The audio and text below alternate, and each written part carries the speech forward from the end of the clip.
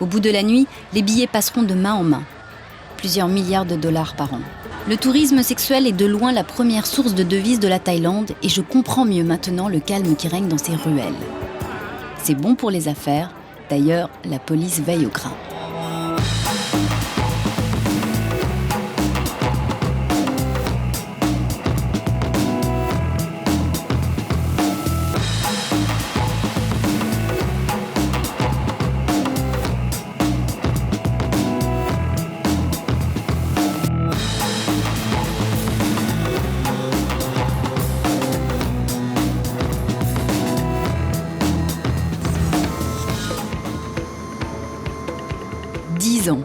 Dix ans que je n'étais pas revenue à Bangkok.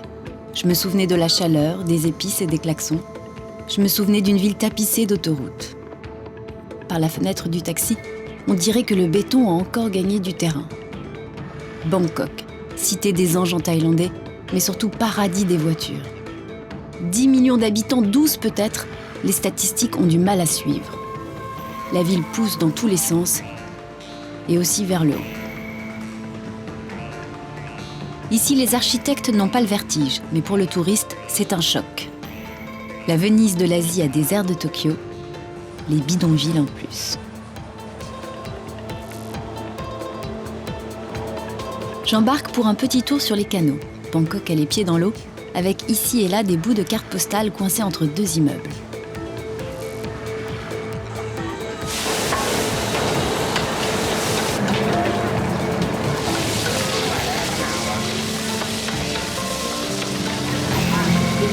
Sur place ou à emporter? Ici. Merci beaucoup. Bizarre en tout cas comme cette mégapole me donne une sensation de sécurité. Elle est grouillante mais rassurante.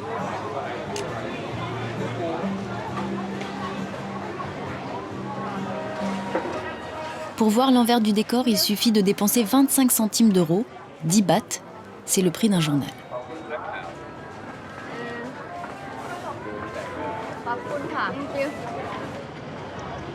Voici le Daily News, 40 pages et de la couleur. Pour notre œil d'occidental, il y a deux grosses surprises. Cet alphabet mystérieux, enroulé comme une liane, et puis ceci, des photos coup de poing. Assassinat à la une, le voici l'envers du décor. Le pays du sourire à la gâchette facile. Quand le sang coule, les médias sont là et ils ne cachent rien. Impensable en France. Cette violence en dit long et son traitement par la presse aussi.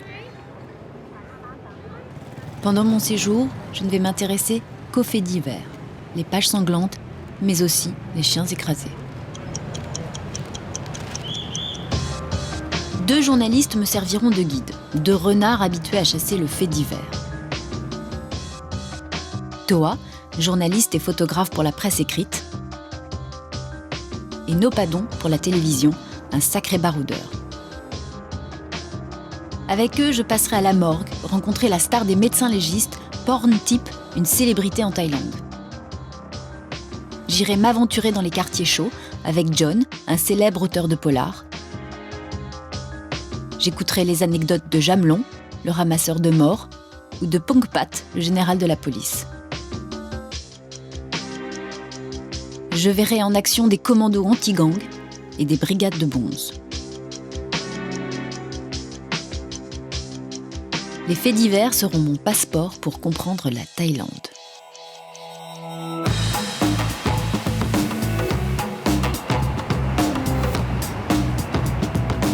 Rendez-vous avec la rédaction du Daily News. Avec 800 000 exemplaires, c'est le 2e tirage du pays. La devise du fondateur ? Éduquer en informant. Donner du sens ou bien des sensations ? Aujourd'hui, le Daily News carbure aussi aux faits divers.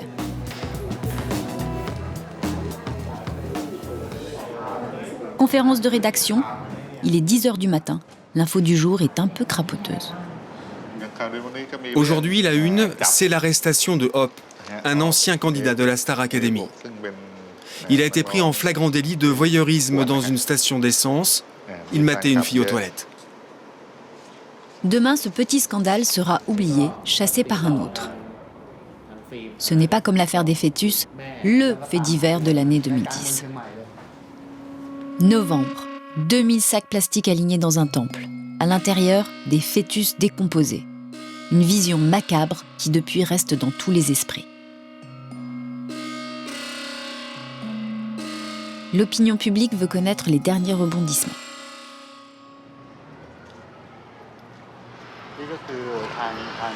Ça a fait les gros titres ici en novembre dernier. J'accompagne Toa qui suit l'affaire pour le Daily News. Le temple de Paigern se serait bien passé de cette publicité. Pour dissuader les curieux, un bonze filtre l'accès. Sans carte de police ou de presse, impossible de s'approcher du crématorium. Alors c'est ici qu'ils ont été découverts ? C'est ici qu'on a trouvé donc tous les bébés, c'est ça ? Oui. Oui, c'est ici que les fœtus ont été découverts. Là-bas, dans les box 9, 10 et 17. En temps normal, ces box abritent pour quelques jours les corps des défunts avant leur crémation, selon le rite bouddhiste.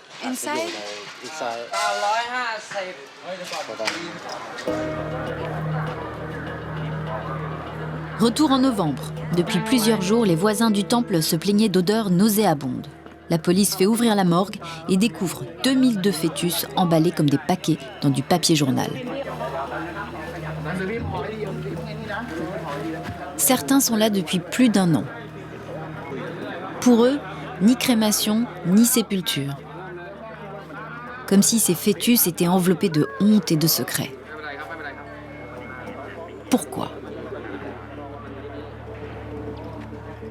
Toa m'explique que l'avortement est illégal en Thaïlande et qu'il n'y a pas de tolérance. Les Thaïs qui se font prendre sont envoyés en prison, jusqu'à 3 ans. La justice a la main lourde. Voilà pourquoi les fœtus ont été dissimulés à la va-vite. Qui sont-elles, ces femmes ayant dû avorter dans la clandestinité ? Le soir venu, je vais rencontrer l'une d'elles. Rendez-vous dans un quartier populaire au nord de Bangkok. Appelons-la Wendy. Elle n'a que 21 ans. Elle a bien voulu répondre à mes questions. La condition ? Masquer son visage. Pendant l'interview, son nouveau boyfriend se défoule sur un punching ball. Avec lui, Wendy a retrouvé l'envie de faire un enfant. Je n'étais pas sûre de ma relation avec mon copain à l'époque. Donc j'ai décidé d'aller me faire avorter dans une clinique de Sukhumvit.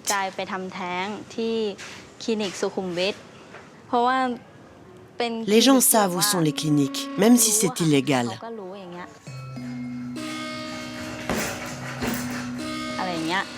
Ils m'ont donné un ticket et j'ai attendu. Ils m'ont appelé et m'ont dit de m'allonger sur le dos.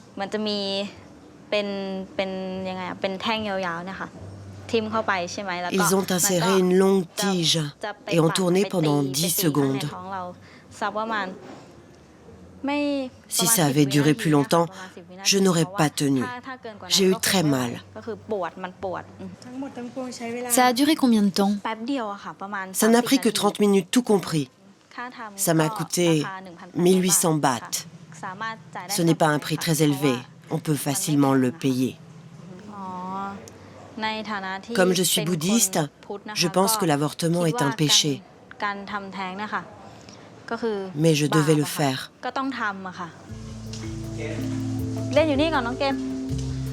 Wendy décrit un système bien réglé où les femmes avortent à la chaîne.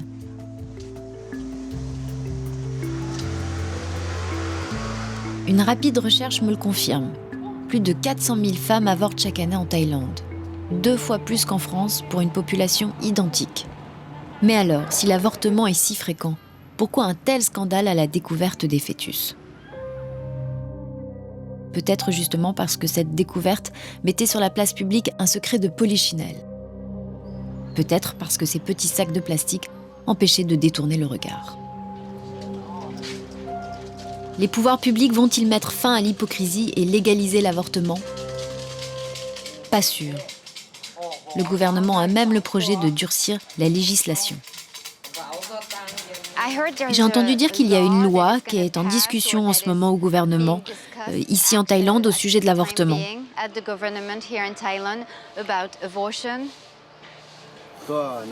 C'est vrai. Il existe une loi contre l'avortement, mais elle ne punit pas le garçon. Le gouvernement a donc décidé de changer cela. Il voudrait faire voter une nouvelle loi pour inculper aussi le garçon. En tout cas, les médias n'en ont pas fini avec cette affaire, et moi non plus. Je reviendrai plusieurs fois dans ce temple. La journée du reporter Toa continue. Il m'emmène avec lui et nous nous retrouvons tout de suite bloqués pare-choc contre pare-choc. Bangkok est congestionné du matin au soir.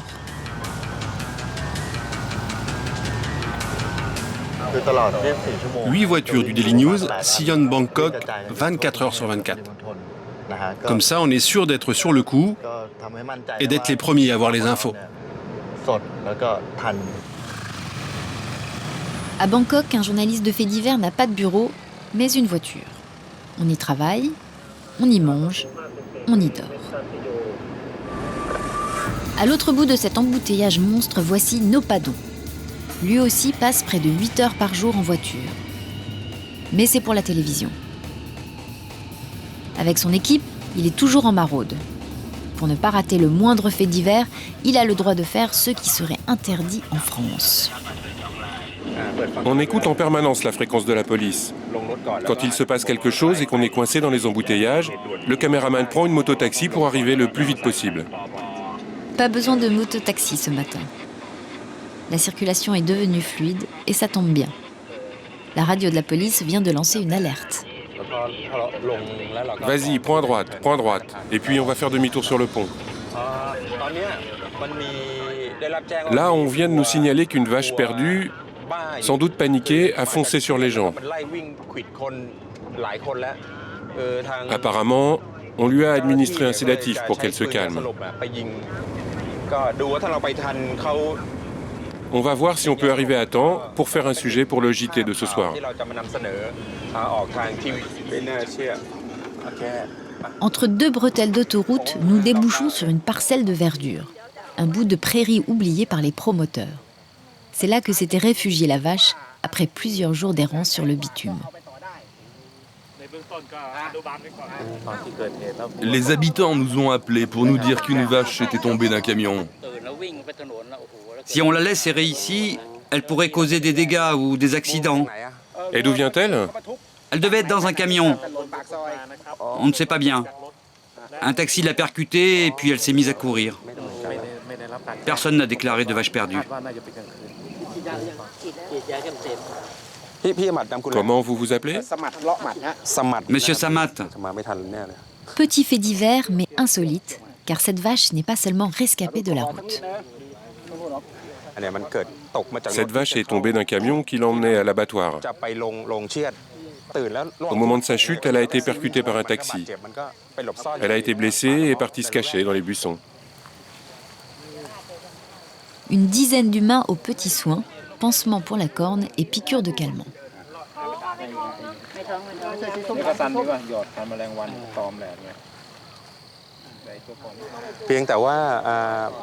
Ce qui est touchant ici, c'est cette solidarité de tous ces gens pour soigner cette vache.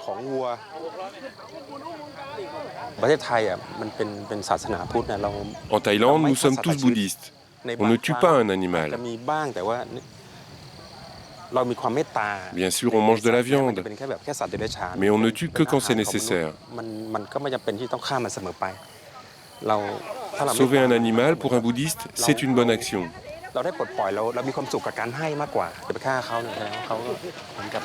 Et la morale de cette histoire, c'est que cette vache a sauvé sa peau en tombant d'un camion. Et maintenant, elle mérite de vivre.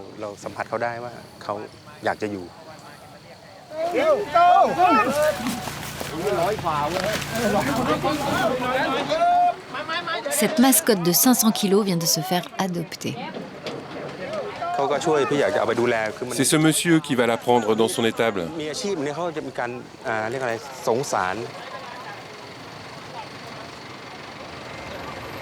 Pendant ce temps, le caméraman de Noppadon met son nom sur les cassettes. Ce sont les images de la vache que je viens de tourner. Une moto de Channel 3 va venir les chercher pour que le sujet soit monté.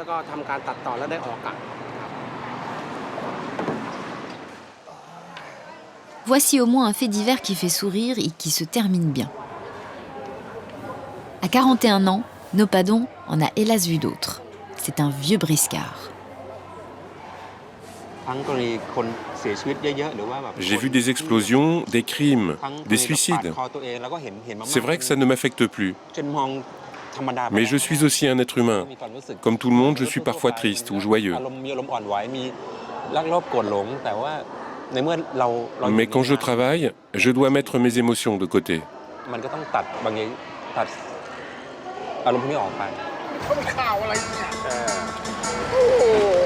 Ça y est, dehors, le coursier est arrivé. Il emmène les cassettes au montage. Noppadon et son équipe repartent, eux, vers un autre fait divers. Je les reverrai plus tard. Je prends un tuk-tuk, un de ces triporteurs colorés et pétaradants. Direction le siège de Channel 3. C'est la plus grosse chaîne privée du pays et c'est là que travaille Noppadon. L'un des patrons me fait les honneurs de la rédaction. À première vue, ça ressemble à n'importe quelle chaîne de télévision dans le monde, à quelques petits détails près. Là, c'est notre bureau dédié à la famille royale. Pour le palais royal. Ah, d'accord. Ils font que des news là-dessus. Oui, c'est ça, oui. Et voici la journaliste qui s'occupe du palais. Ici, personne ne plaisante avec la famille royale. C'est le ciment du pays. Mais ce qui m'intéresse, ce sont les faits divers, les crime news en anglais. Et où sont les faits divers? Il n'y a personne aujourd'hui? Non, ils sont tous sur le terrain. Donc il y a beaucoup de crimes en ce moment. C'est parce que vous ne pouvez pas faire ce métier en restant au bureau, vous savez.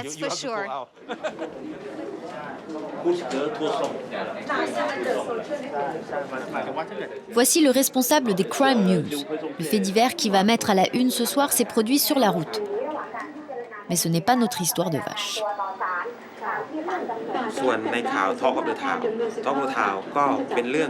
Le gros titre aujourd'hui, ce sera l'histoire d'un homme blessé par balle sur l'autoroute. Regardez, ce sont les images du sujet. Décidément, il y a beaucoup de choses qui se passent sur la route en Thaïlande. Le fait divers du jour remonte en fait à une semaine. C'est la reconstitution qui a lieu aujourd'hui.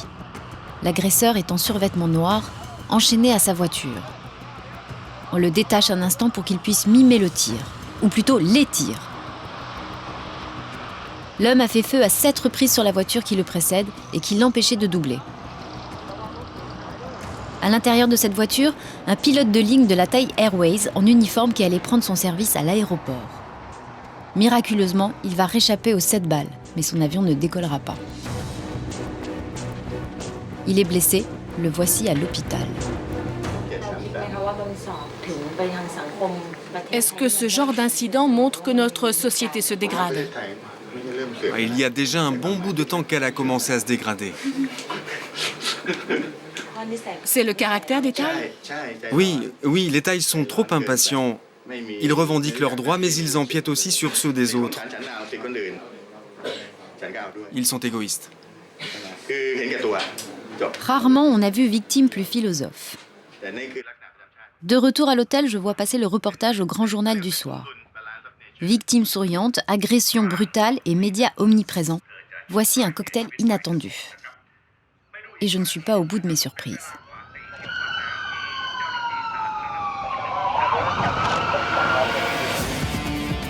8h le lendemain matin. Dernier détail pour une mise en scène. Dans la forêt de caméras, celle de Noppadon, le reporter de Channel 3. Comme chaque semaine, la police de Bangkok exhibe une brochette d'accusés. Cet homme aurait tué 2 personnes. Ses 2 voisins auraient trafiqué de la drogue. En bout de table, Un petit poisson, un voleur à l'arraché. Et c'est un commissaire divisionnaire qui donne les pédigrés.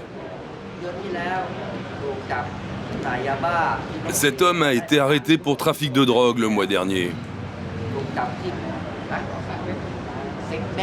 Il dit qu'on lui a laissé cette arme en dépôt en échange de drogue. Nopadon fend la foule avec son micro et va même tenter une interview sur le champ. Le présumé voleur de portable lui répond menottes au poignet et sourire aux lèvres. Qu'est-ce que tu as fait? Le portable. Tu as volé un téléphone? Qu'est-ce que tu fais comme boulot? Pâtissier. Les défenseurs du droit à l'image auraient de quoi s'étrangler. Ces hommes n'ont pas été jugés, mais pour la police et pour la télévision, c'est tout comme. Les délinquants ont le droit de refuser d'être présentés à la presse. Mais là, comme ils ont reconnu les faits, c'est difficile pour eux de refuser. Cette manière de les montrer peut aussi permettre à d'autres victimes éventuelles de les reconnaître. Et pourquoi pas de porter plainte.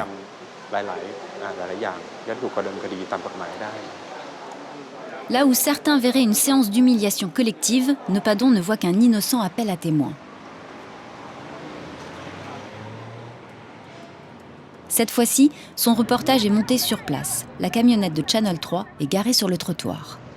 Ce qui me passionne dans ce boulot, c'est que chaque jour est différent.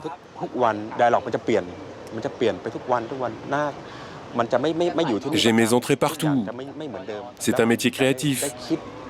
Je rencontre plein de monde, de l'homme de la rue au ministre.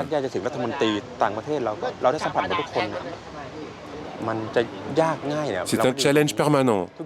Il y a une compétition entre les chaînes, et si on veut être meilleur que les autres, il faut rapporter des exclus, absolument. Et des exclus, Nopadon en a déjà quelques-unes à son palmarès. Le voici avec un foulard violet sur un hors-bord des douanes. Il a pu embarquer pour une opération dangereuse.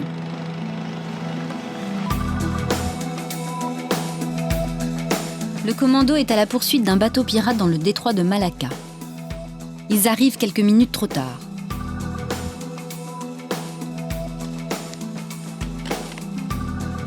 Sur la plage, une cargaison de cigarettes de contrebande.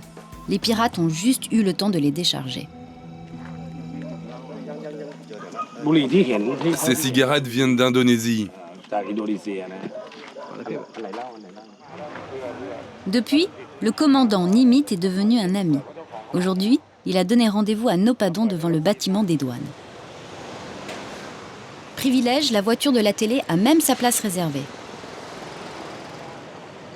Nimit a un scoop pour Channel 3, un scoop qui tient dans ce petit camion bâché. Officiellement, il n'y a là que des caisses de fruits et légumes. Comment vous avez repéré que ce n'était pas une camionnette ordinaire? À cause du poids. On s'en est douté, elle était trop lourde. Pour la photo souvenir, tout le monde attend le grand patron. Le voici. On dévoile le poteau rose. 2 rangées de cagettes et dessous une citerne en acier. À l'intérieur, 3000 litres d'essence. Les contrebandiers ont fait le plein en Malaisie. Pas de taxes et un beau bénéfice à la revente. À qui est ce véhicule? Je ne sais pas. J'étais juste payé pour conduire. Le conducteur du camion a une défense aussi improbable que sa coiffure. Il risque la prison ferme. J'apprendrai plus tard qu'il s'en tirera avec une lourde amende.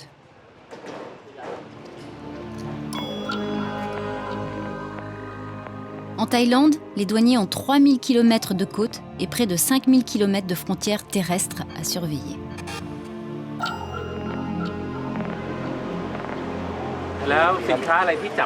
Quelles sont les marchandises qui font l'objet de trafic? Oh, vous avez la contrefaçon, le carburant, l'alcool et aussi la drogue, bien sûr.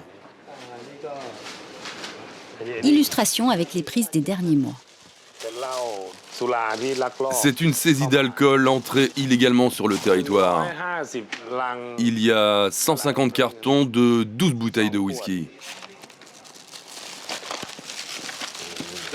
L'alcool est interdit par la religion bouddhiste.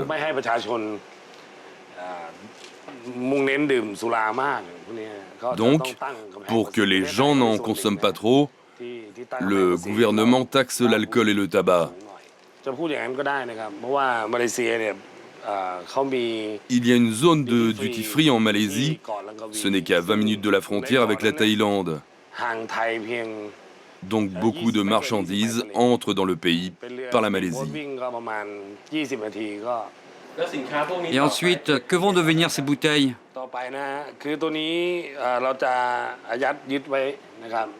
On les confisque et on fait des analyses pour savoir si c'est du vrai ou du faux.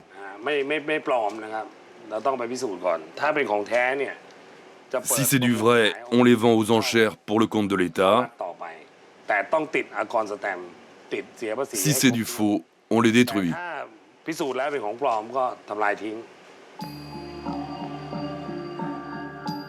Mais il y a pire que le whisky frelaté, ce sont ces petites pilules roses. Le yaba, le cauchemar des douaniers. Le yaba, c'est la drogue du pauvre, chimique, addictive et toxique. Plus méchante que le crack, ce serait la drogue la plus dangereuse au monde. Je revois soudain la mise en scène de la police. C'était du yaba que revendaient les deux trafiquants. Et le pire est qu'il n'y a rien de plus facile à fabriquer.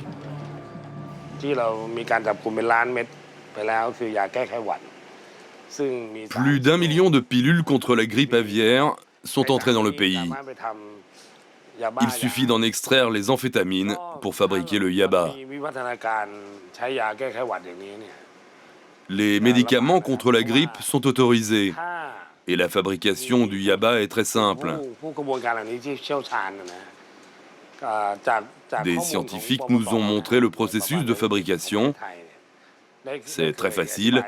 Ça peut même se faire dans une camionnette.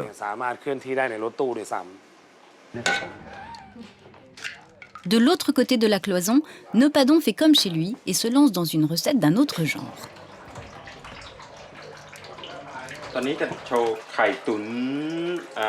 Là, je vais préparer une omelette à la vapeur, avec des herbes. C'est le chef douanier qui m'a donné la recette. C'est vous qui lui avez appris? Oui. Maintenant, il fait partie de notre équipe. Il faut qu'il sache cuisiner. Et quand les autres douaniers sont trop fatigués, c'est Nopadon qui nous prépare l'omelette.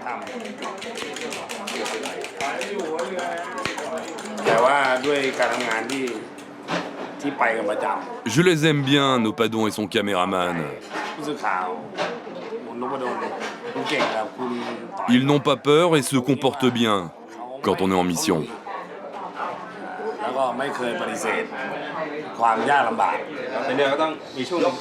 On augmente le feu pendant 10 secondes. 1, 2...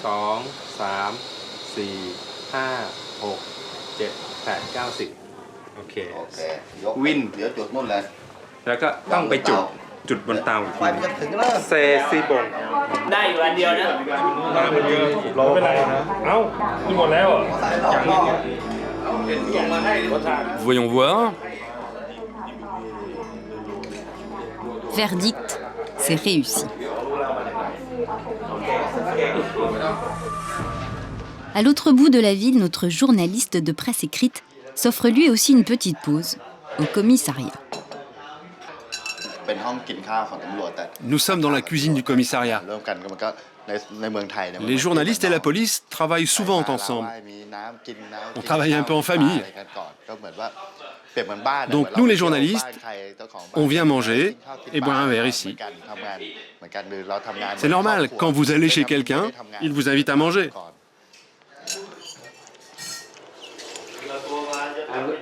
Et derrière vous, qui sont les gens en photo sur le poster? Ce sont les criminels les plus recherchés. Sous chaque photo, vous avez le montant de la prime pour qui va l'interpeller. Comme aux États-Unis? Ouais, c'est pareil. Mise à prix pour les plus recherchés, 100 000 bahts, soit 2 500 €. Justement, une interpellation est dans l'air.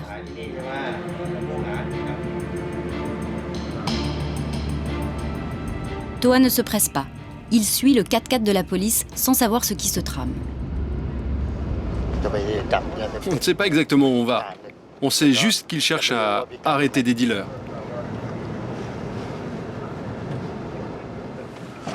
Le convoi s'arrête à Klong Toei, le plus gros bidonville de Bangkok. Aucune tension palpable dans les ruelles. Toa emboîte le pas. L'arrestation va presque avoir lieu au ralenti. Qui vit ici? Moi, avec mes enfants.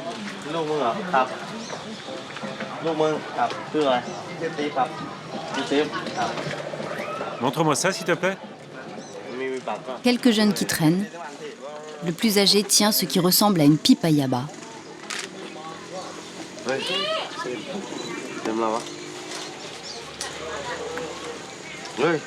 Et les policiers sortent leurs menottes. La pipe était en fait une sarbacane, mais les deux jeunes se font quand même embarquer. Retour au commissariat. Les policiers ne rentrent pas bredouilles de leur descente dans le bidonville, mais ils se sont attaqués à un tout petit gibier. On n'a pas trouvé de drogue sur ces deux prétendus dealers. Le plus âgé part pour une analyse d'urine. Tiens, penche le flacon, s'il te plaît.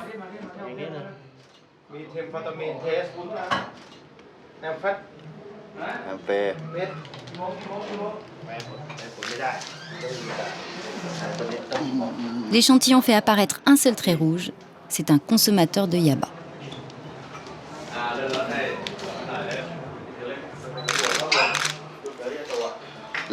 Tu fumes du yaba depuis longtemps? Oui.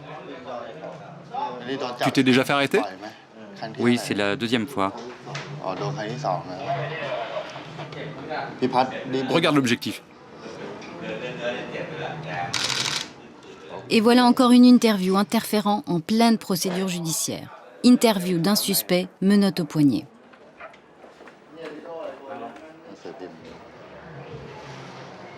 L'accusé est un jeune paumé, l'affaire n'a aucune envergure, mais Toa envoie quand même un papier.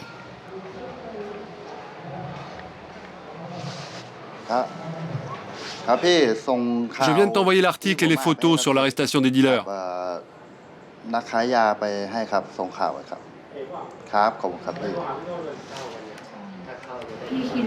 Ce sera dans le journal de demain?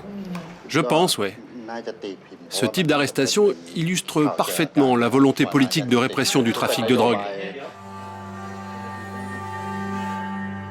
Faire du chiffre pour combattre la criminalité. Certaines polices occidentales tombent dans les mêmes travers.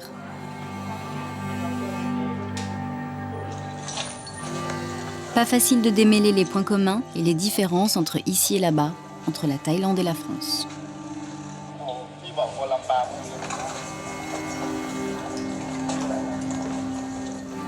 Un livre va m'aider à y voir plus clair et à jeter des passerelles. C'est un polar, bien sûr.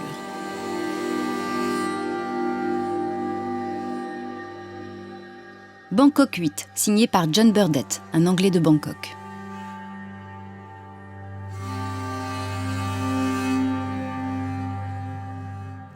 Il est presque minuit et demi, l'heure où le grand jeu atteint son paroxysme. La volonté des hommes timides qui ont dit non toute la soirée est sapée par l'alcool et les avances de filles à demi nues. Avec une habileté consommée, les filles construisent un univers de rêve dans l'esprit de l'occidental. Elles aussi ont leurs fantasmes. Trouver le farang qui les entretiendra jusqu'à la fin de leur jour. L'auteur est lui-même un farang, c'est-à-dire un occidental. Mais ce n'est pas un touriste de passage. John Burdett avait choisi l'Asie et s'était installé comme avocat d'affaires à Hong Kong. Et puis il s'est lassé du business. Nouveau métier, nouvelle ville, le voici auteur de polar à Bangkok.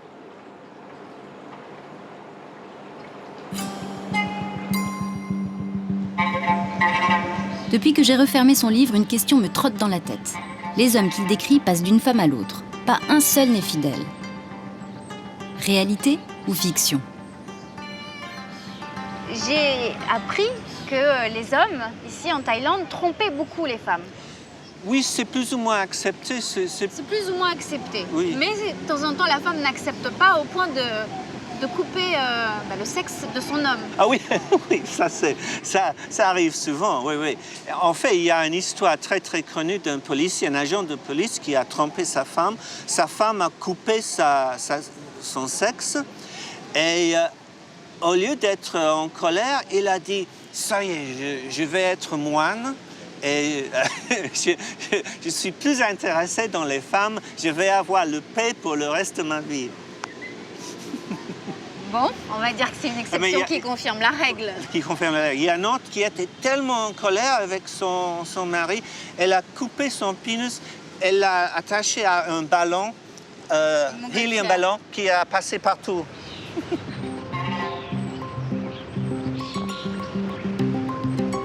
Quand il est arrivé en ville et qu'il s'est lancé dans l'écriture, John imaginait des intrigues sanglantes, des poursuites entre police et mafia. Je pensais à écrire un polar, parce que les polars sont populaires, et un polar policier basé ici à Bangkok. Mais après que j'ai passé quelques semaines en causant avec les filles de bar, qui sont complètement franches. Elles ne veulent pas mentir parce que pour elles, si on ment, c'est de mauvaise karma. Alors, elles donnent toute l'histoire de leur vie et j'ai réalisé c'est ça le roman. Ce n'est pas les polices, c'est les filles de bar qui ont vraiment ce qu'il faut pour une histoire. Oui, la matière.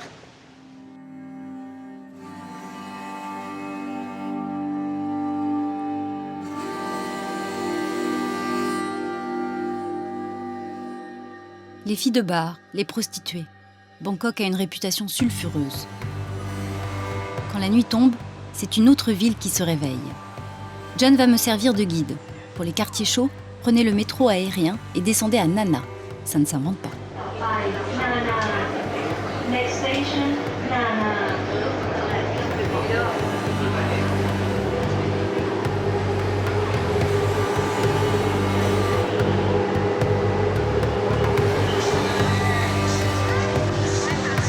Nanas Plaza, un quartier rouge à tous les sens du terme. Difficile de venir ici pour autre chose. Il y a des bars à hôtesse à tous les numéros.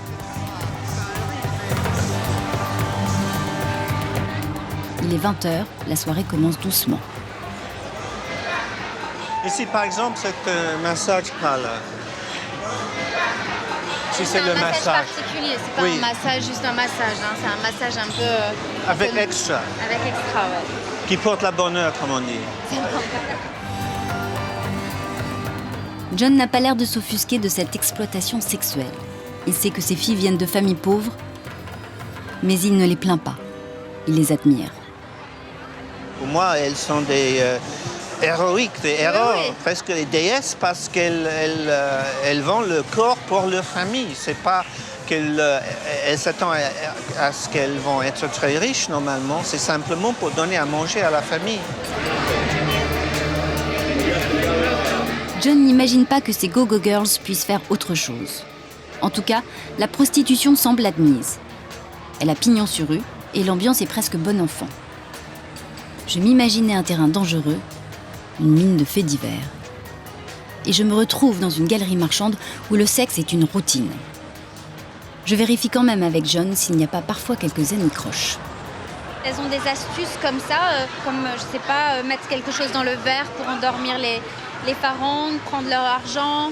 Il y a des histoires comme ça. Il y a des histoires, mais c'est très très rare. Et normalement, ce n'est pas les vraies filles de bar qui font ça, c'est les filles freelance, les filles qu'on voit dans la rue, qui n'ont pas de bar, qui trouvent une occasion où elles peuvent voler les choses, oui.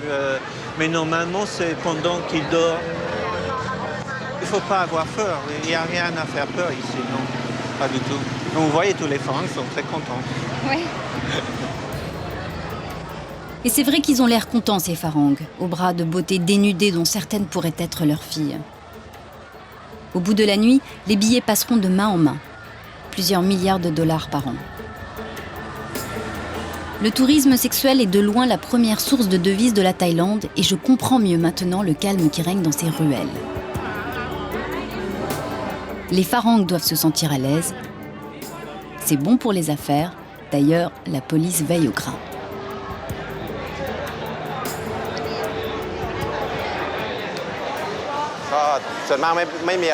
En général, il ne se passe pas grand-chose ici. Vous savez, les seuls problèmes, ce sont les touristes qui ont trop bu, ou bien ceux qui ne veulent pas payer.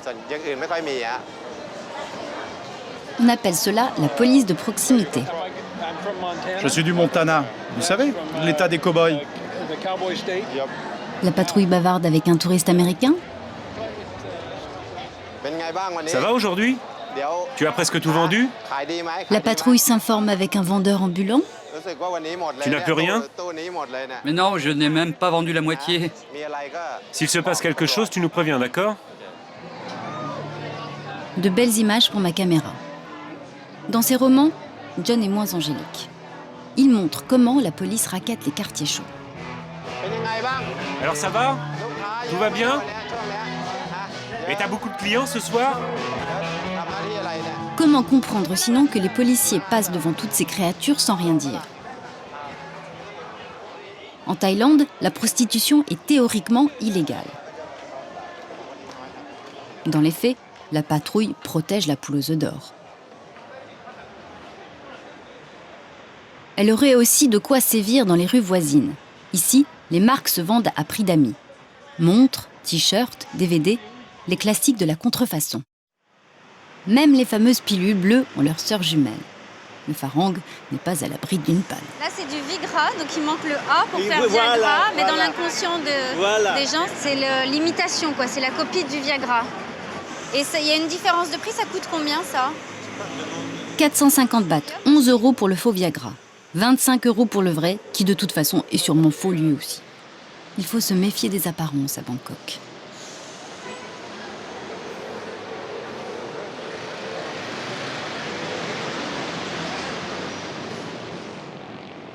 La ville est un décor où il est facile de se perdre.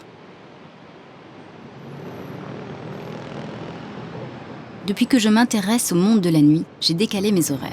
Et ça va très bien à Sampet, mon chauffeur.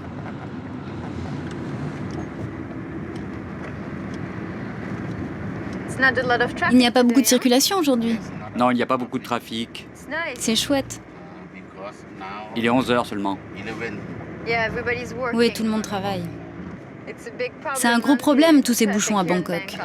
C'est vrai, parfois j'ai faim et j'ai besoin de m'arrêter pour manger ou aller aux toilettes. Et vous êtes bloqué dans votre taxi. Eh oui!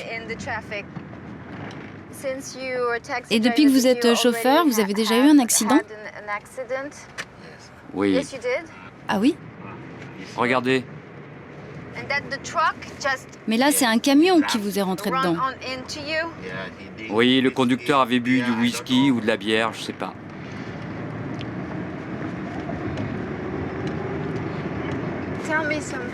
Alors dites-moi, pourquoi vous avez collé ces billets? Si on vous pique votre voiture, on est riche. Oui, c'est pour me porter chance dans mon travail. En collant ces billets dans ma voiture, j'aurai plus de clients et donc plus d'argent. Si vous voulez, vous pouvez me donner 500 € et je colle le billet. 500 €? Mais vous rigolez? Je rigole. Je vous donne 5 €, d'accord? Et vous le mettez là.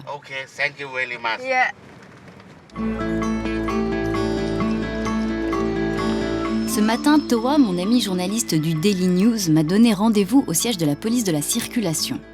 À voir la taille du bâtiment, on se doute qu'il y a des embouteillages à Bangkok. Même le roi paye de sa personne. À l'intérieur, Toa et ses collègues faits diversiers ont leur salle de permanence. Donc c'est ici que vous venez travailler, c'est ça? Ouais. C'est un bureau mis à la disposition des journalistes. Venez voir. D'ici, on voit toutes les caméras de surveillance dans Bangkok. Pratique pour arriver le premier sur les gros accidents ou tout simplement pour éviter soi-même les bouchons. Et en attendant la prochaine actu, Cette petite salle blafarde sert de bureau à Toa.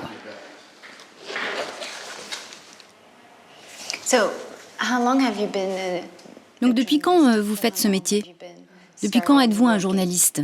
C'est ma 3e année au fait divers. Voilà ma carte de presse. Je l'ai toujours sur moi. Avant, c'était écrit fait divers dessus. Maintenant, c'est service administratif. Car quand les gens voient fait divers, ils ont peur. Et c'est plus difficile pour nous de travailler. Je me demande, quel est le niveau des salaires ici en Thaïlande? Vous, par exemple, vous gagnez combien en moyenne? Aujourd'hui, au Daily News, je gagne environ 10 000 bahts par mois. Mais ça peut aller jusqu'à 16 000 bahts. Tout cela dépend du nombre d'articles. Il y a aussi les primes. 400 €, l'équivalent du salaire moyen, mais seulement les bons mois. Les faits diversiers ne sont pas des seigneurs, mais plutôt des ouvriers de l'info.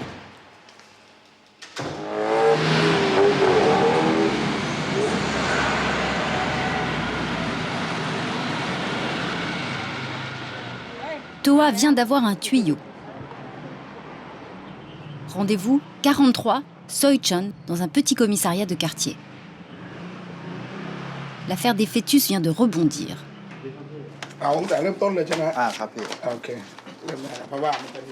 Le commissaire Dilok a été coriace. L'un des fossoyeurs vient de se mettre à table. Cet homme s'est mis à parler. Il a reconnu tout de suite qu'il entreposait des sacs. C'est cette femme qui lui apportait. Elle s'appelle Lanchakorn. Il nous a conduits jusqu'à elle. On l'a arrêté et on a tout saisi. On a trouvé du matériel d'avortement et des matelas ensanglantés.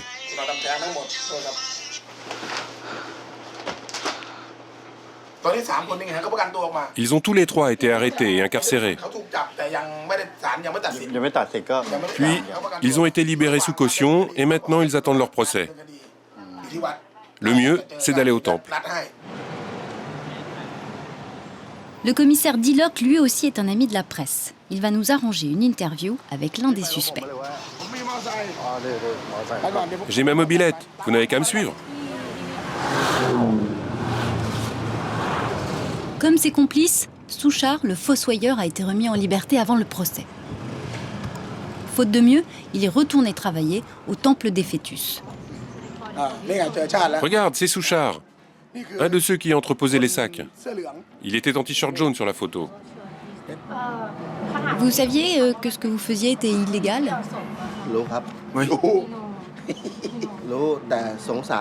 Oui, je le savais, mais j'avais pitié des bébés. Je ne voulais pas que les gens les jettent dans les canaux ou à la poubelle. C'était mieux qu'ils soient au temple, tous ensemble. Et vous étiez payé combien? 200 bahts par sac. C'était une façon de gagner de l'argent. Oui, mais c'était aussi une bonne action pour ces fœtus. C'est amoral de brûler des bébés. Ça peut se retourner contre nous. Ça donne un mauvais karma. Ça me donne la chair de poule rien que d'en parler. En faisant ça, je pensais prendre soin de ces bébés et éviter que leurs âmes vagabondent. Vous avez peur d'aller en prison? Oui, j'ai peur. Mais j'estime avoir fait de mon mieux pour ces bébés. Vous pensez qu'il va être condamné? Je ne pense pas. Il n'est accusé que d'avoir dissimulé les corps. Il ne devrait pas avoir une peine trop lourde. Et il n'a tué personne. Clémence ou sévérité pour Souchar, le fossoyeur. L'audience est prévue pour la semaine prochaine. Je connaîtrai donc le verdict avant mon départ. Je remonte avec Toa. La fréquence de la police vient de grésiller. Toa n'a pas tout compris, mais quelque chose vient de se passer sur la ligne de bus 187.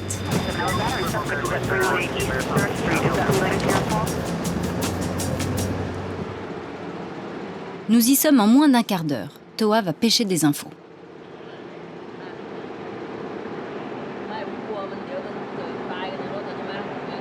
C'est incroyable. Ils avaient tous un couteau.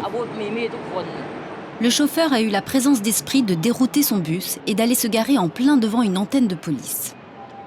Les passagers sont encore dans le bus. Enfin, ceux qui n'avaient pas de couteau. Les autres ont été livrés sur un plateau. 2 bandes rivales. À droite, des ados en uniforme scolaire. À gauche, d'autres ados. Ceux-ci ont été menottés avec leurs chemises. J'ai failli me prendre un coup de couteau dans la jambe. Au début, j'ai gentiment demandé au jeune de me remettre son couteau, mais il ne voulait pas. Et là, il a carrément essayé de me planter le couteau dans la jambe, comme ça. Ce policier en tremble encore. Tu as frappé quelqu'un? Non. Où est-ce que vous êtes allé boire? Pourquoi tu n'étais pas en cours? On finissait à midi. Ces jeunes sont les élèves de 2 instituts techniques concurrents. Pas vraiment un profil de racaille. Pourquoi ces jeunes se bagarrent? À mon avis, c'est pour se rendre intéressant et faire parler de leur école. Ces affrontements, c'est pour frimer auprès de leurs amis et montrer aux plus jeunes qu'ils sont courageux. Il y a plusieurs causes. Des fois, c'est même pour une fille.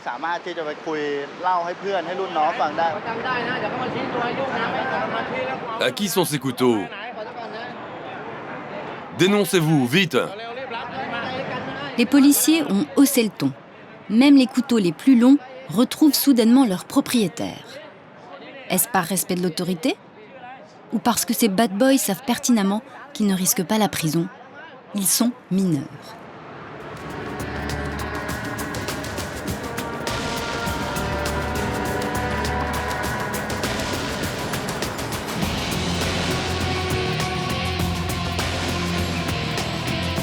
Toa reste blasé. Il n'en est pas à son premier clash de lycéen. C'est un fait divers récurrent.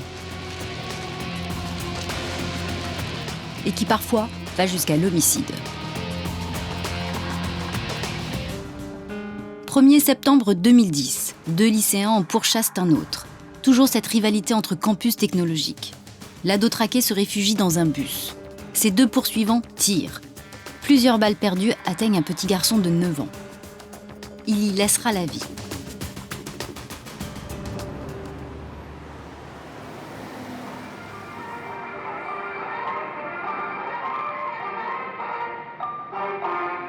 Hymne national et levée des couleurs, la journée commence au quartier général de la police.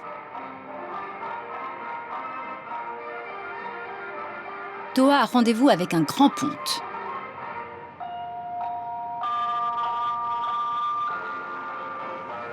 Lieutenant général Pongpat Chayapun, monsieur guerre des campus à l'état-major. Cheveux ras et visage buriné, il n'a pas l'air très commode. Et pourtant, il a un discours de compassion envers ces jeunes qui jouent du couteau ou du pistolet. Les fauteurs de troubles sont issus de familles pauvres ou éclatées. Ils ont souvent un sentiment d'infériorité par rapport aux autres jeunes. Ce problème de gang d'étudiants me tient à cœur. Je voulais vraiment faire quelque chose, mais mes supérieurs m'ont dit qu'il n'y avait pas de moyens. Alors j'ai décidé de mettre 60 000 bahts par mois de mes économies personnelles. En tout, ce programme va me coûter 2 millions de bahts. Incroyable, le super flic a ses bonnes œuvres. On a du mal à imaginer la même chose en France ou aux États-Unis. Je vais voir sur place à quoi sont employés les derniers personnels du lieutenant général. Institut technologique de Pathumwan. Devant le campus, une voiture de police bien visible. 2 policiers à l'entrée et un gadget technologique qui a dû coûter cher au lieutenant général, une bande de reconnaissance digitale. Les étudiants pointent avec le doigt. Aujourd'hui, tout est calme. Mais il ne faut pas s'y tromper. Les ennemis héréditaires sont à l'autre bout de la rue. Ceux de l'Institut technologique d'Uten. Eux ont eu droit à un portique électromagnétique, comme à l'aéroport. Là aussi, des agents de faction.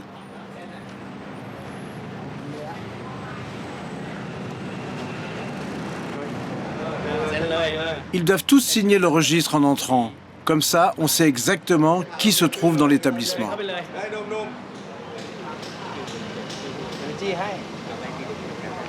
Pour alimenter son article, Toa va organiser une petite discussion entre jeunes et policiers.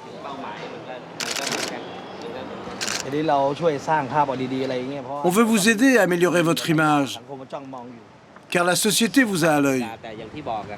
Si on ne parle de vous que quand vous vous battez, la société vous méprisera encore plus.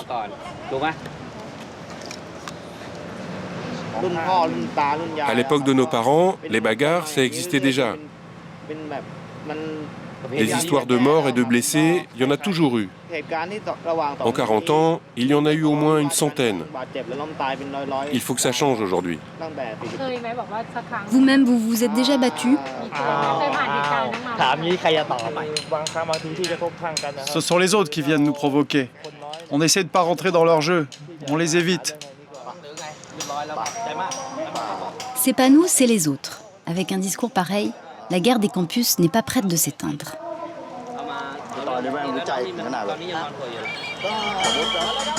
Il faut dire qu'en Thaïlande, les adultes ne donnent pas l'exemple. Le pays est au bord de la guerre civile depuis plusieurs années. La Thaïlande se déchire entre chemises jaunes, la droite nationaliste, et chemises rouges, la gauche populaire. Cet après-midi, les rouges font une démonstration de force. L'événement est politique, mais c'est Toa, le fait diversier, qui couvre pour le Daily News. Les chemises rouges ne sont pas communistes, mais réclament un meilleur partage des richesses. Ils critiquent le gouvernement et même le roi. En face, les chemises jaunes défendent le statu quo et les classes dirigeantes, tout en jouant sur la fibre nationaliste. Les voici en plein sitting.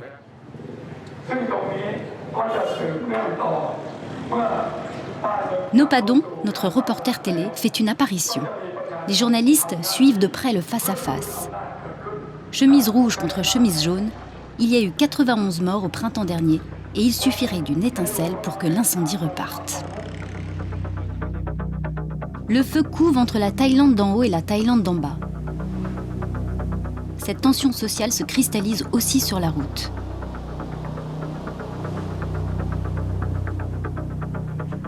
Décidément, c'est au volant que la Thaïlande révèle son vrai visage. Quel est ce nouveau fait divers lié à la circulation? Tout est parti d'une photo. Il est minuit le 27 décembre. Devant sa voiture salement amochée, une jeune fille de bonne famille envoie un SMS sur son smartphone. Cette photo presque insolite fait exploser Facebook. En une seule journée, 180 000 personnes viennent y crier leur révolte. Pourquoi cette colère? Toa va me donner les clés. Police de la circulation, Toa y a ses entrées, mais nous ressortons sur le parking. C'est la voiture de la fille qui a causé l'accident.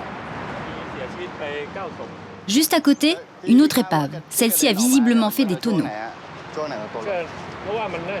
Les victimes ont été éjectées par là.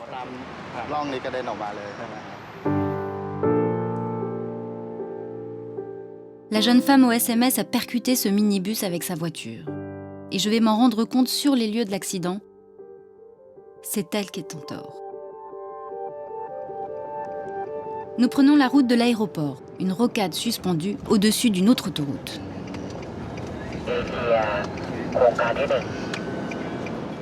Une semaine après, les traces de freinage sont encore là. La jeune femme conduisait trop vite. Devant elle, le minibus. Elle le percute par l'arrière. La collision a eu lieu là. Puis ils ont glissé le long du parapet. À bord du minibus, 14 passagers, des étudiants avec leurs professeurs, de retour d'un colloque. Et les passagers, ils ont été éjectés? Le van s'est immobilisé un peu plus loin en percutant un poteau. Et les corps ont été projetés en contrebas. Une chute de 15 mètres. Le bilan sera lourd. C'est cette caméra-là qui a filmé? Oui. 23h30. Le crash en un éclair. Le minibus part en toupie et vient heurter le pylône de la caméra. Une secousse. Les passagers viennent d'être éjectés. En contrebas, les ambulances bloquent le trafic. Embouteillage monstre. Émotion générale. Un cadavre est resté accroché au tablier du pont. 8 sacs blancs viennent vite s'aligner. Les secouristes posent pour les photographes. 8 morts. Un 9e décédera à l'hôpital. Au-dessus, la jeune femme envoie ses SMS.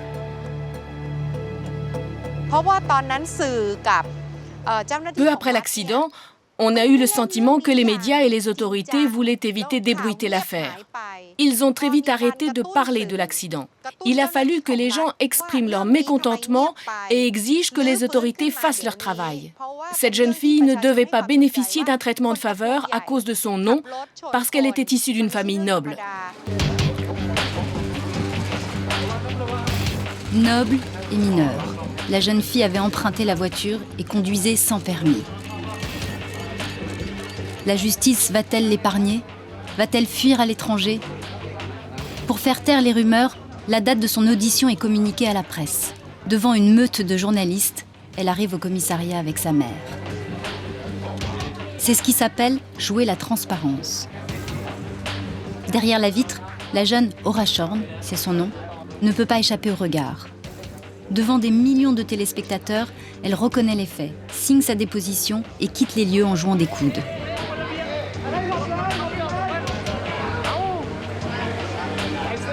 Elle a reçu des menaces de mort, mais ne semble pas réaliser ce qui lui arrive. Reculez! Où l'emmène-t-on là? Où est-ce qu'elle va aller? Elle va aller dans un centre pour mineurs délinquants. Elle va rester là-bas, c'est ça? C'est le centre qui décidera.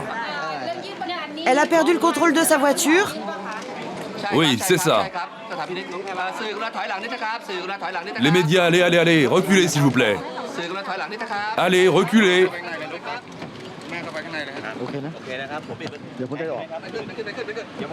La Thaïlande n'enferme pas les mineurs.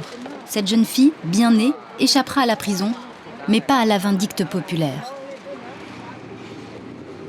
Pour calmer les esprits, les parents indemniseront les familles de victimes. Mais c'est la société tout entière qui paye le prix fort pour ces morts de la route. Pour éviter le pire, il suffit parfois d'intervenir à temps. C'est le travail des ambulanciers, comme Annie Avou.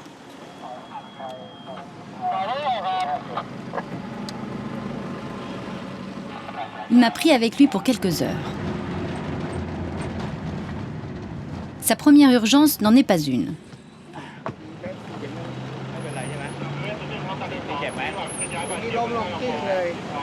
Ce jeune motard vient de chuter sur la chaussée. Vous pouvez lever le bras? Ça vous fait mal? Il n'a même pas éteint sa cigarette. Il a pourtant la clavicule déboîtée. Regarde sa clavicule. C'est pas normal. Ça va? Tu vas pouvoir conduire? Il faut aller à l'hôpital. Pas difficile de comprendre les raisons de sa chute. C'est à Niavout, j'aurais besoin de sable. Il y a de l'huile sur la chaussée.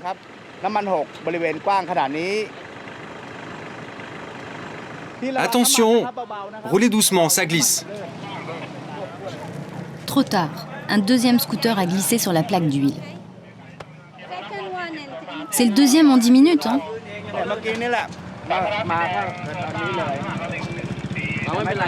L'accidenté repart sans gants, sans t-shirt et sans casque.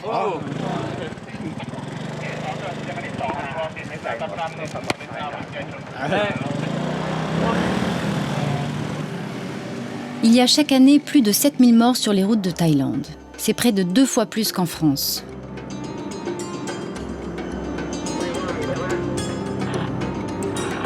Pour ne pas finir lui-même dans une ambulance, Ani avoue un truc.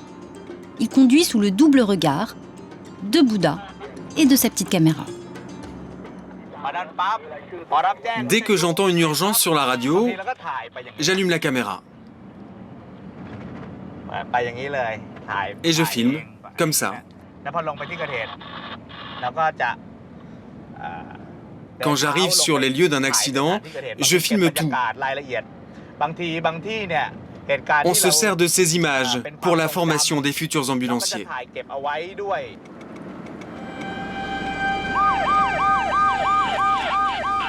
Voici les images d'Ani Avou.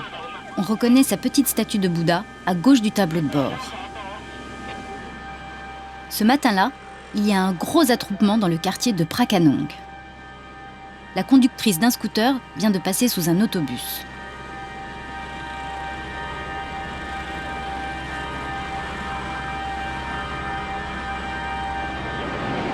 Elle est passée sous la roue avant ou arrière du bus?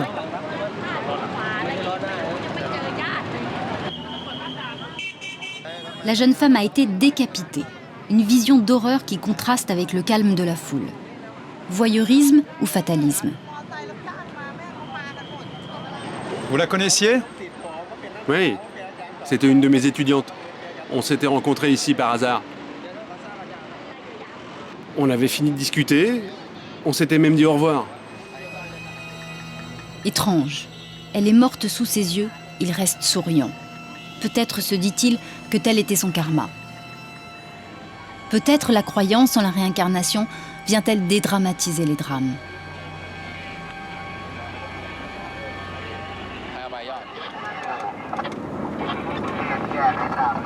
Ani Avou, lui-même, y croit très fort à la réincarnation. Il faut dire que son employeur est un peu particulier. C'est une fondation bouddhiste. Ruam Katanyu, en thaï, ensemble soyons solidaires. À première vue, on dirait un temple comme un autre. Mais à l'intérieur, les bénévoles sont au travail. Voici comment la fondation se finance. Prenez la famille Wongchai, des donateurs comme tant d'autres. Contre un billet de 100 bahts, on leur remet un petit papillon rose. À l'autre bout de la pièce, de longues boîtes empilées. Ce sont des cercueils, vides. Pas de bois précieux, ce sont les cercueils les plus simples.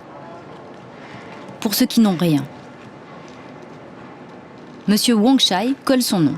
Une bonne action pour toute la famille. Nous venons environ une fois par mois faire un don pour un cercueil. On vient le dimanche car mon mari ne travaille pas.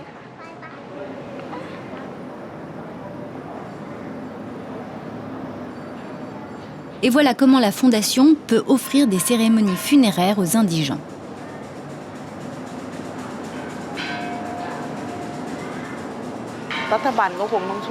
Vous savez, si les fondations comme les nôtres n'existaient pas, ce serait au gouvernement de faire ce travail. En Thaïlande, beaucoup de fondations viennent en aide aux plus démunis. Je ne peux pas imaginer mon pays sans ces organismes humanitaires. Le pays repose sur 3 piliers: la nation, la religion et la royauté. Avec les dons des fidèles, la fondation salarie aussi un croque-mort. Jamelon, 67 ans, une figure locale. Le voici en train d'haranguer les visiteurs. Il faut allumer 3 bâtons d'encens. 3 bâtons d'encens. On dirait que le contact de la mort lui donne de l'énergie. Je peux ramasser jusqu'à 4 ou 5 cadavres par jour. Ça peut aller jusqu'à 10. Je fais ça pour améliorer mon karma. Quelles sont les causes des décès? Il y a les victimes d'accidents, des gens qui se font tirer dessus ou poignarder, et il y a aussi des suicides par pendaison ou avec des médicaments. Les suicides, il y en avait beaucoup moins quand Jamelon a commencé de ramasser les cadavres il y a 30 ans. Mais depuis la grande crise de 1997, les statistiques sont implacables. Le taux de suicide a presque doublé. Il est aujourd'hui de 15 pour 100 000 habitants. La France est à 16.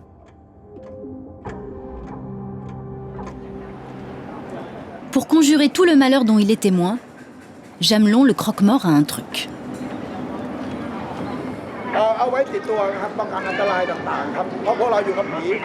Ces amulettes me protègent de toutes sortes de dangers.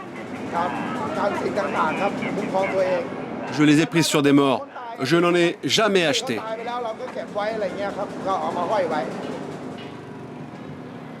Où s'arrête la religion? Où commence la superstition? Théoriquement, les amulettes ne s'achètent pas et se transmettent de génération en génération. À 2 pas du palais royal, je vais pourtant trouver un marché qui vend de la chance en pendentifs. Pour les convaincus, il y a là de quoi devenir riche. Éviter la stérilité. Et même se protéger des armes à feu avec ce Bouddha usé qui se cache les yeux et rend du coup les tireurs aveugles. Très populaire, me dit le marchand, chez les policiers et les malfrats.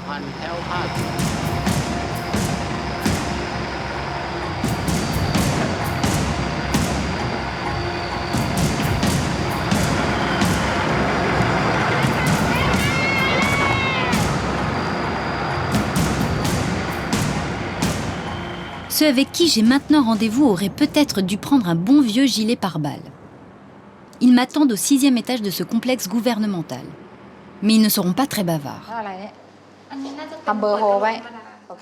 C'est cette femme, en blouse blanche, qui parle pour eux. Porntip Rojanasunnan, la star des médecins légistes. En Thaïlande, elle est connue comme le loup blanc.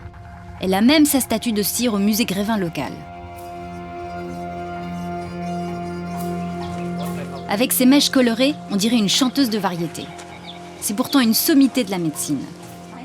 Sur ces images, elle assiste l'armée dans les provinces du Sud. Là-bas, des musulmans radicaux ont pris les armes contre le pouvoir. Porntip relève les morts et aide aux enquêtes. Quand elle passe à Bangkok, elle s'intéresse à des cas plus anciens. C'est une balle qui l'a perforée. Une balle? Par où est-elle passée? Ici, derrière l'épaule. Ça signifie que la balle qui l'a touchée a pénétré la poitrine. Et là-bas, ce que vous voyez, c'est un crâne fracturé. Ici. Après avoir dégagé toutes les chairs, on doit rassembler tous ces bouts d'os, pièce par pièce, comme un puzzle.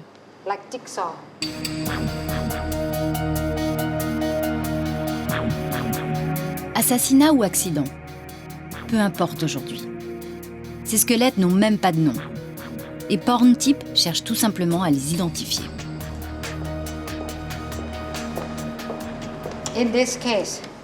Dans ce cas, par exemple, vous pouvez remarquer qu'il y a eu une fracture réparée avec une plaque et des vis.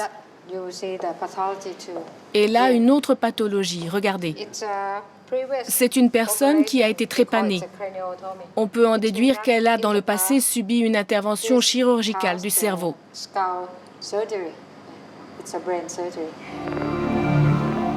Chaque jour, 2 à 3 corps arrivent ici. Si le décès est récent, Porntip met les photos sur son site. Les internautes reconnaîtront peut-être un proche. Si le cadavre est décomposé, alors il faut reconstituer le visage. Porntip et son équipe prennent le temps qu'il faut.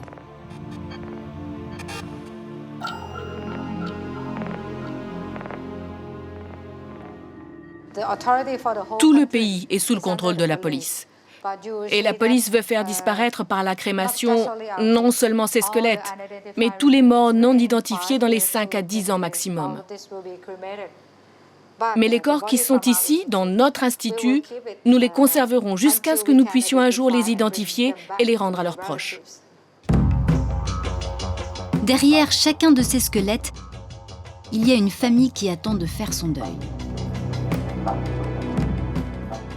Dans chacun de ces cartons, il y a un mort qui attend de trouver le repos.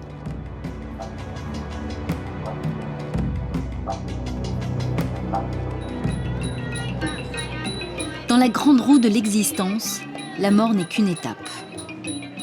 97% des Thaïlandais sont bouddhistes. il y a plus de temples à Bangkok que d'églises à Paris. Et une autre différence me saute aux yeux. Les fidèles sont nombreux et plutôt jeunes.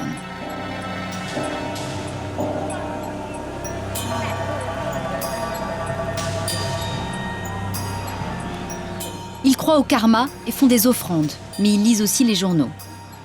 Il y a aussi des faits divers à l'intérieur des monastères. Sur cette photo, un bonze en mauvaise posture. Il fournissait des amphétamines à une jeune toxicomane en échange de faveurs sexuelles. Pour punir les brebis galeuses, les autorités religieuses ont créé une police interne.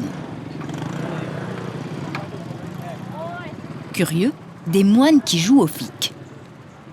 Après de longues négociations, ils acceptent de m'emmener sur une patrouille. Première surprise, les moines flics ont pris des talkie-walkie mais gardé leur robe safran. Pas très discret pour démasquer d'autres bonzes. Pourquoi choisir un marché? Parce que c'est là que les Thaïs achètent leurs offrandes. Des fleurs, de l'encens ou des sachets de soupe qui seront déposés au temple ou bien remis à des moines ambulants. C'est justement l'un de ces moines qu'a repéré la patrouille.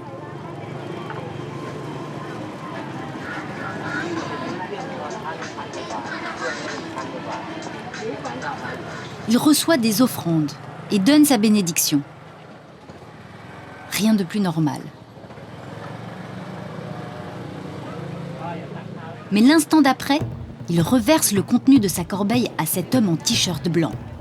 La police religieuse flaire l'arnaque, mais ne bouge pas. La brigade a repéré un homme qui pourrait bien être un faux moine.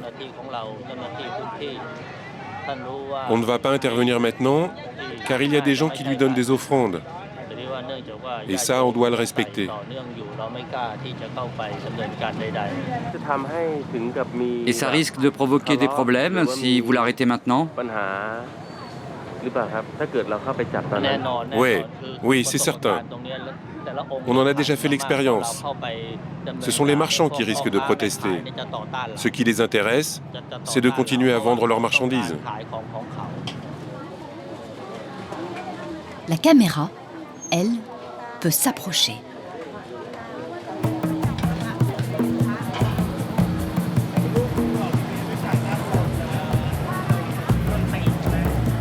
Et je comprends la combine. L'homme au t-shirt est lui-même un marchand d'offrandes. Il récupère tout ce que lui donne le faux moine et va le remettre en vente. Ces deux-là ont inventé le mouvement perpétuel.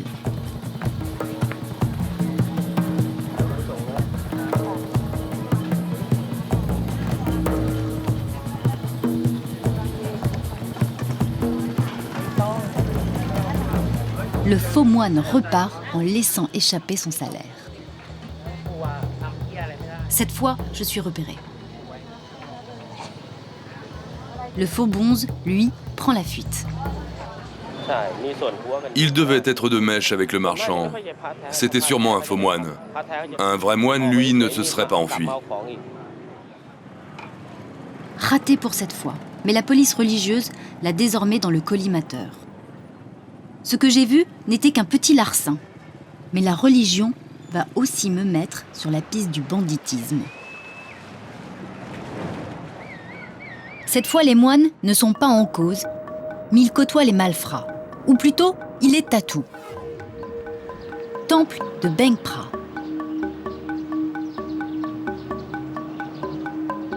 Ici, le tatouage est un art qui se pratique au lancer.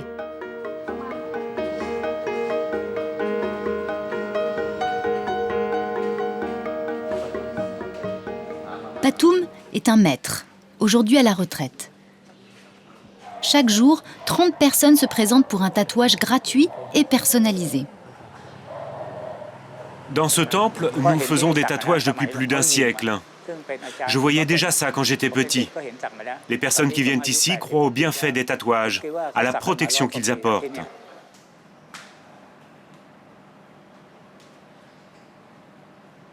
Le tigre est l'un des motifs les plus populaires. Mais suivant la profession de chacun, certains animaux s'imposent. Ce motif est un oiseau qui parle, l'oiseau Sadika. Celui qui porte ce tatouage sera écouté et cru à chaque fois qu'il prendra la parole. C'est un tatouage que demandent beaucoup de commerçants.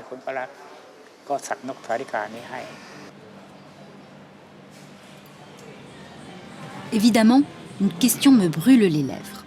Si toutes les corporations ont leur animal fétiche, alors ça veut dire que certains criminels ou délinquants passent aussi par ces mains expertes.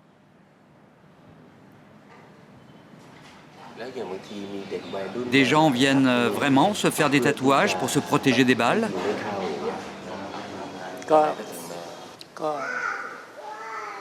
Oui, ils se font tatouer un ours ou un singe. L'ours, parce qu'il a une peau très épaisse, et le singe Hanuman, parce qu'il est très puissant. Certains se font tatouer 3 ou 4 motifs pour être sûrs d'échapper aux balles.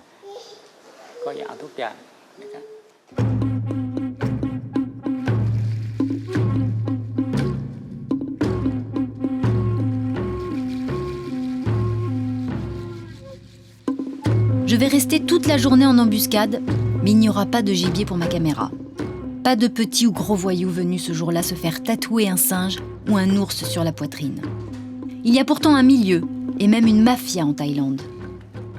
Hollywood ne s'y est pas trompé.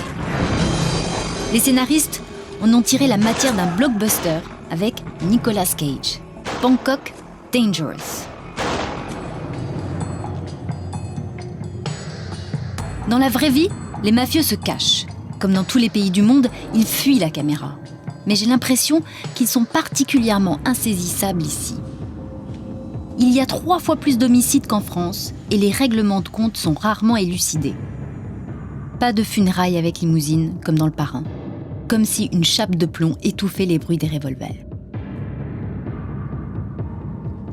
C'est Porntip, la star des médecins légistes, qui va me donner l'explication de cet étrange silence. Il y a énormément d'armes en circulation en Thaïlande.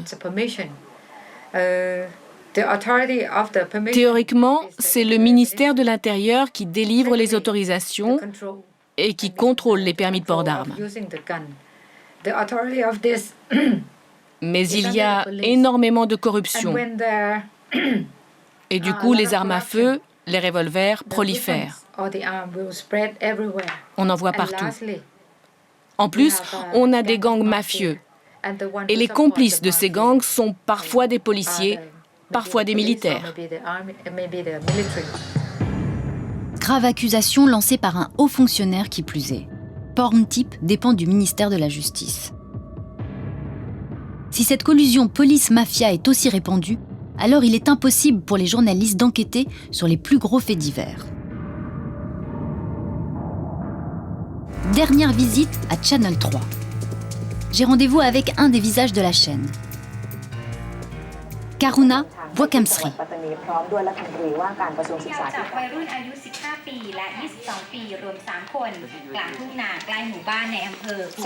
Vous avez fini pour aujourd'hui? Presque. Oui, je dois y retourner après le sujet. Je lui pose d'emblée une question simple. Pouvez-vous nous parler d'un crime qui vous a vraiment choqué? Un fait divers qui m'a choqué? Oui, celui de cet enfant qui s'est fait tirer dessus par des trafiquants de drogue. Ça s'est passé il y a tout juste 2 mois. L'enfant était en voiture avec ses parents. Et tout à coup, 2 types leur tirent dessus, comme ça, sans raison. Et une balle a touché le gamin.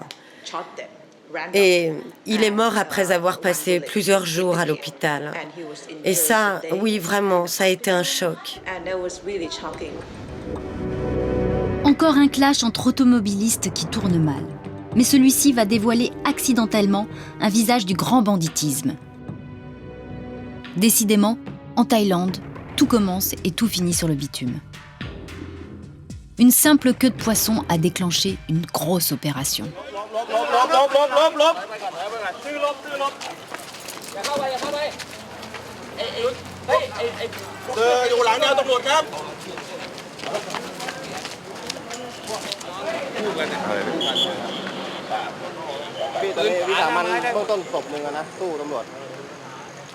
Les deux frères sont les deux motards irascibles qui n'ont pas aimé la queue de poisson. Une balle perdue, un enfant mort, et les voici, promus, ennemis publics numéro 1. La situation est confuse. L'assaut va être filmé en direct.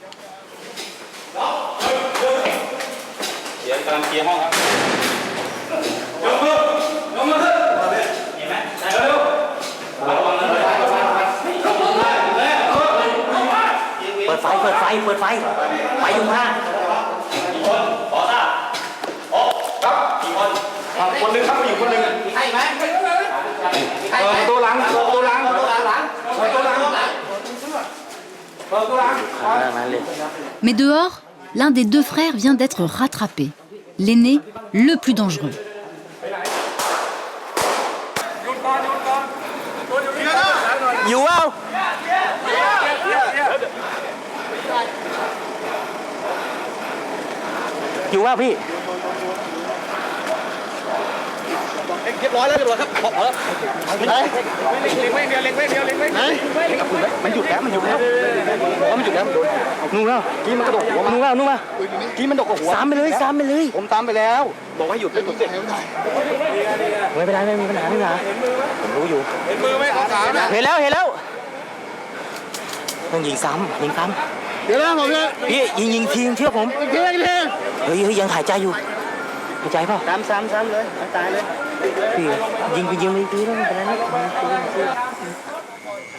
Parole compromettante, la caméra a tout enregistré. L'arrestation a fini en exécution. Les policiers anticipent la critique et insistent sur le pistolet que portait le fugitif.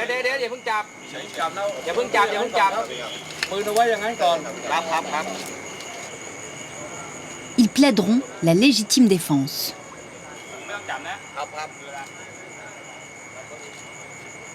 Colère des défenseurs des droits de l'homme, une enquête est en cours.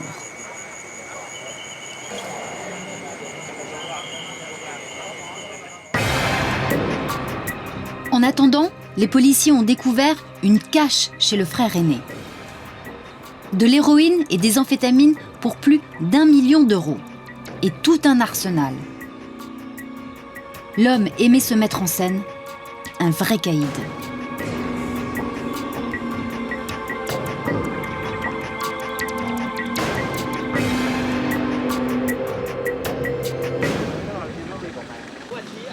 Son frère est arrêté quelques jours plus tard. Le voici, avec son casque de motard, pour une reconstitution. C'est d'ici que tout est parti.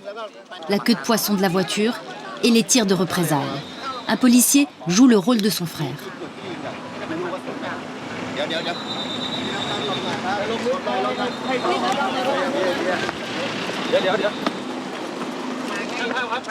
Mais le frère survivant va aller plus loin. Toujours sous les caméras, il va s'adresser au petit garçon mort d'une balle perdue.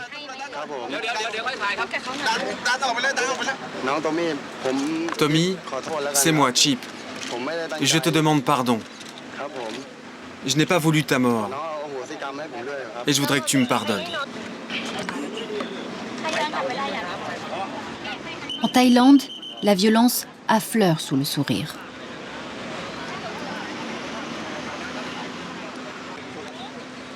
Il est l'heure pour moi de rentrer en France. Mais avant de partir, je m'étais promis de rendre une dernière visite au temple des fœtus. 2 mois après le drame, les gens continuent à apporter des offrandes pour ces petites âmes envolées. Des vêtements, des jouets et des peluches. Tout ce qu'un bon karma peut apporter à un enfant. Le verdict est tombé pour Souchard le fossoyeur. 20 ans de prison au lieu de la clémence annoncée.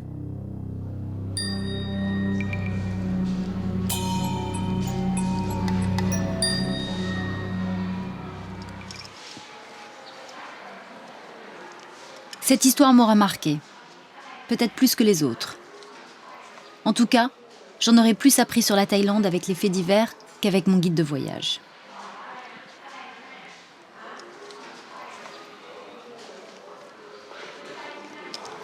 Cocasse ou sanglant, les faits divers sont comme l'inconscient d'un pays.